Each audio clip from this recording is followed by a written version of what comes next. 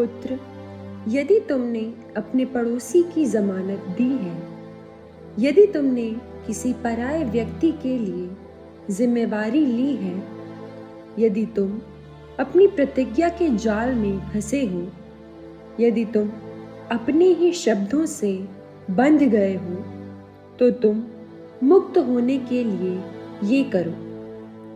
पुत्र, तुम अपने पड़ोसी के हाथ पड़ गए हो, इसलिए तुम जाकर उससे अनुरोध करते रहो। तुम अपनी आंखों में नींद नहीं आने दो, अपनी पलकों की झपकी न लेने दो। तुम हरिण की तरह शिकारी के जाल से, पक्षी की तरह बहेलिए के फंदे से अपने को छुड़ाओ। आलसी, तुम चींटी के पास जाओ, उसके आचरण पर विचार करो और प्रज्ञ बनो। उसका न तो कोई स्वामी है, ना कोई निरीक्षक और ना कोई शासक। वो समय पर अपने रसद का प्रबंध करती और फसल के समय अपना भोजन संचित करती है। आलसी, तुम कब तक पड़े रहोगे? तुम अपनी नींद से कब जागोगे? थोड़ी देर तक सोना, थोड़ी देर झपकी लेना और हाथ पर हाथ रखकर थोड़ी देर आराम करना।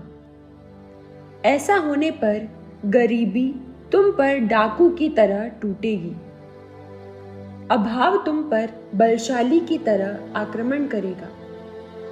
ये व्यक्ति निकम्मा और दुष्ट है, जो असत्य बोलता रहता है, जो आंख मारता, पैर घसीट कर चलता और उंगलियों से इशारा करता है, अपने हृदय में कपटपूर्ण योजनाएं बनाता और लड़ाई लगाता है।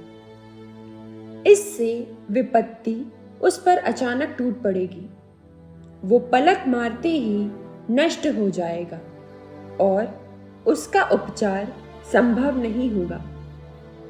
प्रभु 6 बातों से बैर रखता और 7 बातों से घृणा करता है: घमंड भरी आंखें, झूठ बोलने वाली जीवा, निर्दोष रक्त बहाने वाले हाथ, कपटपूर्ण योजनाएं बनाने वाला हृदय, बुराई की ओर बढ़ने वाले पैर, असत्य बोलने वाला झूठा साक्षी और भाइयों में झगड़ा लगाने वाला व्यक्ति।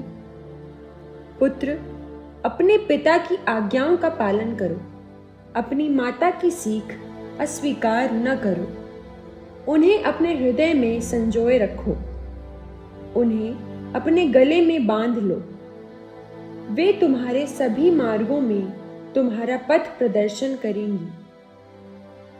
वे तुम्हारी शैया के पास तुम्हारी रखवाली करेंगी और तुम्हारे जागने पर तुमसे बातचीत करेंगी, क्योंकि ये आज्ञाएं दीपक हैं, ये शिक्षा ज्योति और अनुशासन की डांट जीवन मार्ग है, जिससे तुम व्यभिचारिणी से और पर स्त्री के प्रलोभन से सावधान रहो।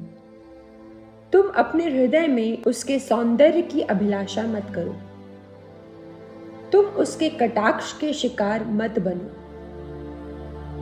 क्योंकि वैश्या तो रोटी के टुकड़े से खरीदी जा सकती है, किंतु व्यभिचारिणी तुम्हारे जीवन का विनाश करती है। क्या कोई अपने पल्ले में आग बांधेगा और उसके कपड़े नहीं जलेंगे? क्या कोई जलते अंगारों पर चलेगा और उसके पैर नहीं झुलसेंगे? यही हाल उसका है जो अपने पड़ोसी की पत्नी के पास जाता है। जो उसका स्पर्श करता, वो बिना दंड के नहीं रहेगा। लोग उस चोर का तिरस्कार नहीं करते जो अपनी भूख मिटाने के लिए चोरी करता है। फिर भी यदि वो पकड़ा जाए तो उसे 7 गुनी क्षतिपूर्ति करनी और अपने घर की सारी संपत्ति देनी पड़ती है। परस्त्री गमन करने वाला नासमझ है, क्योंकि वो ऐसा करने पर अपना ही सर्वनाश करता है। वो पीटा जाएगा वो बदनाम होगा और उसका कलंक कभी नहीं मिटेगा, क्योंकि ईर्ष्या पति का क्रोध भड़काती है और वो प्रतिशोध लेते समय दया नहीं करेगा। तुम कितना ही क्यों न देना चाहो, वो क्षतिपूर्ति स्वीकार नहीं करेगा।